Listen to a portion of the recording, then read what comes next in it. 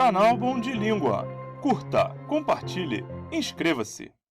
Fala, Bom de Língua! No vídeo de hoje, eu vou falar sobre dois recursos extremamente úteis para o nosso desenvolvimento de textos: a coesão e a coerência.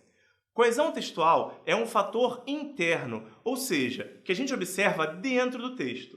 Um texto pode passar mensagem de forma eficiente, mas não ter coesão. É a coesão que dá fluidez e dinamismo ao texto escrito. A maneira mais fácil de a gente perceber o peso de um texto coeso é observar um que não seja. Preste atenção nessa composição.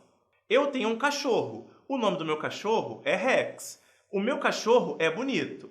Meu cachorro é meu amigo. Eu amo meu cachorro. Eu duvido que você não tenha se irritado com a minha leitura. Essa obra-prima foi despida de qualquer elemento de coesão.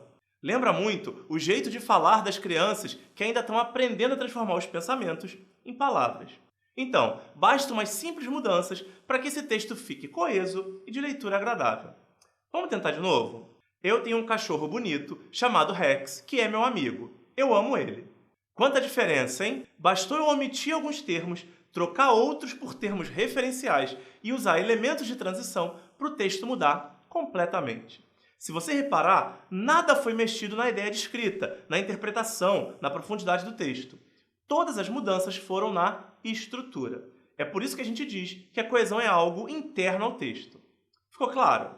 Vamos analisar cada uma dessas mudanças? Primeiro, obviamente, eu juntei 3 orações num período só. Como a ideia de meu cachorro se repete, não foi muito difícil. Depois, eu usei o pronome relativo que equivale à locução pronominal o qual, para substituir uma das expressões meu cachorro. Lembrando que essa é exatamente a função do pronome relativo, se relacionar, daí o nome, com o termo apresentado antes. Por fim, eu troquei o último meu cachorro por ele, para evitar mais uma repetição.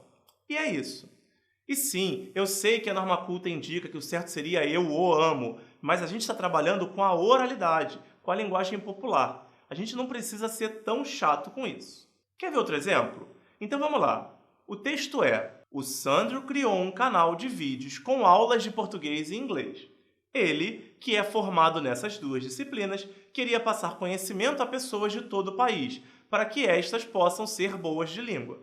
O professor usa o YouTube para distribuí-los. Lá, ele tem uma plataforma ideal para este tipo de atividade, bem como meios de divulgação, como o clicar em gostei e os compartilhamentos nas redes sociais. Tendencioso o texto? Nada, que isso. Vamos dar uma olhada nos elementos de coesão? Primeiro, eu usei o pronome ele para evitar a repetição do meu nome.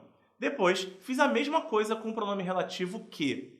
Logo em seguida, substituí português e inglês por essas disciplinas, também para evitar a repetição. Depois eu usei para que para fazer a transição e justificar a oração anterior. Usei o professor, novamente, para fazer uma referência a mim, sem usar meu nome. E como já tinha usado vídeos, usei o pronome los, para me referir a eles.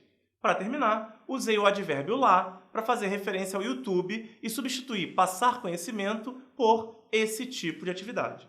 E fechei usando a expressão bem como, para linkar as duas informações, completando os benefícios do YouTube. Viu como é fácil quando a gente sabe o que fazer? Se liga nesses recursos, que eles são muito importantes para a elaboração de qualquer texto, de qualquer discurso, na verdade. E esse lance de termos que fazem referência a outros termos usados anteriormente é presença certa em provas de vestibular, Enem e concursos públicos. Vai por mim!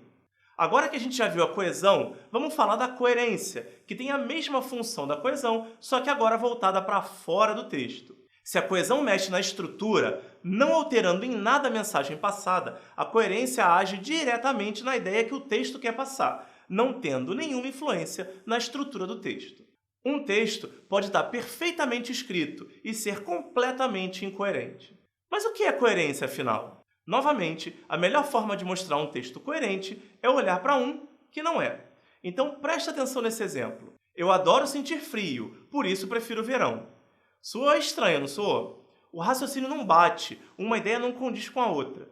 Principalmente quando a gente ouve, a incoerência é bem óbvia. O problema é que ela é bem menos óbvia para quem está compondo o texto.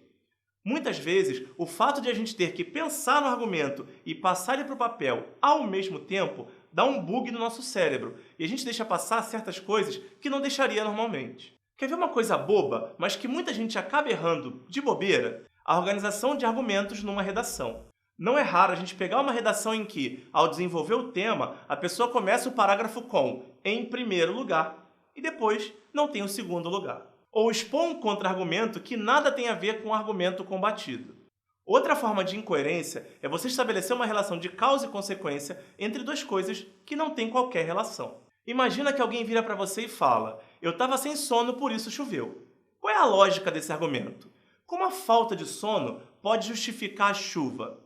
Repara que em todos esses exemplos que eu dei nesse vídeo, a construção do texto está perfeita. Pontuação, concordância, uso dos elementos de coesão, tudo como deveria ser. Mas em termos de mensagem passada, ou seja, como o texto se apresenta para fora, para quem precisa entender, ele não faz o menor sentido. E isso é incoerência. Beleza? Agora que a gente já pegou a explicação, bora exercitar? O primeiro exercício é sobre elementos de coesão. A gente precisa achar quais termos foram substituídos pelos sublinhados. Não esquece de pausar o vídeo se você precisar de mais tempo. Vamos lá? Na primeira frase, os torcedores não viram sair o jogador que eles procuravam. Estão sublinhados os termos que e eles.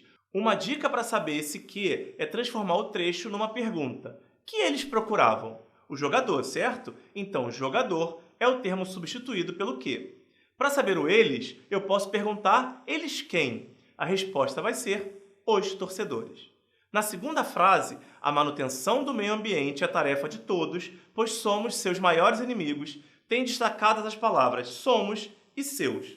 O somos está relacionado a nós somos. Mas onde está o nós na frase? Ele está oculto depois de todos. No contexto dessa frase, nós somos parte do todos. Então, esse é o termo substituído. Já para seus, a gente tem que pensar maiores inimigos de quem? Do meio ambiente. Então, seus se refere ao meio ambiente.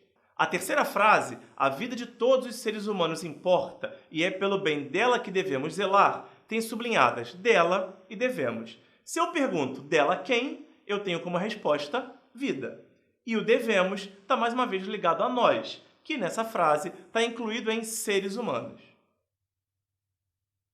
Deu para entender? Agora, vamos para um exercício de coerência. O que a gente vai fazer é trocar a expressão sublinhada por uma que deixe o período coerente. Pausa o vídeo se precisar. Vamos nessa? Na primeira frase, eu estava cansado, por isso não dormi direito, rolou uma inversão de causa e consequência. Erro muito comum em argumentações. Não dormir direito é a causa do cansaço, não o resultado.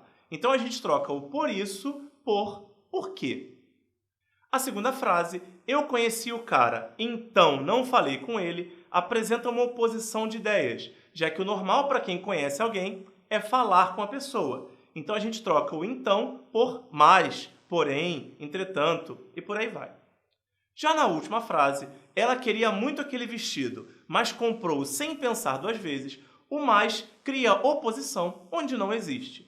Se ela queria muito o vestido, o normal, a consequência, seria ela comprar. Então a gente troca o mais por isso.